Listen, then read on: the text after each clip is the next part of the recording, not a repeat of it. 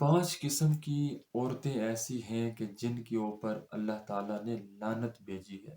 ان 5 کاموں کو کرنے سے گریز کریں تاکہ اللہ تعالیٰ کی ہمارے اوپر لعنتیں نہ ہوں، بلکہ اللہ تعالیٰ کی ہمارے اوپر رحمتیں برسیں۔ اور یہ 5 جو چیزیں ہیں یہ اللہ تعالیٰ کی نافرمانی کے اندر شامل ہوتی ہیں، اور انہی چیزوں کو اللہ تبارک و تعالیٰ نے قرآن پاک میں منع فرمایا ہے۔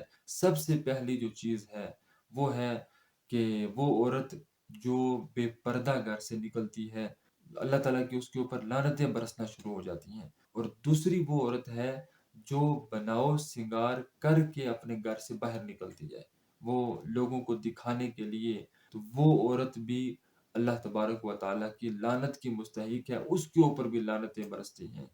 اور تیسری وہ عورت ہے جو شوہر کی، اپنے خاوند کی نافرمانی کرتی ہے، اس کے آگے سے بولتی ہے، اپنی زبان درازی کرتی ہے، تو اس کے اوپر بھی اللہ تبارک و تعالیٰ نے اپنی لعنتیں بھیجی ہیں۔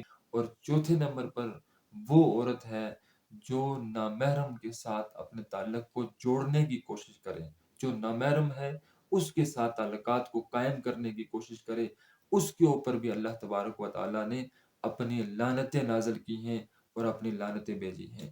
اور 5ویں نمبر پر وہ عورت جو بے حیائی کے کام کرتی ہے اور بے حیائی کی باتیں کرتی ہے۔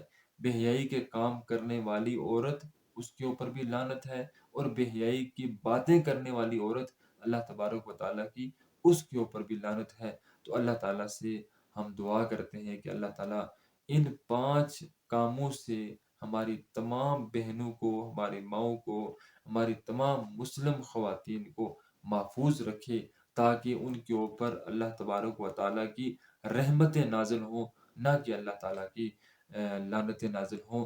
ان سے اللہ تعالیٰ راضی ہو، نہ کہ اللہ تعالیٰ ان سے ناراض ہو۔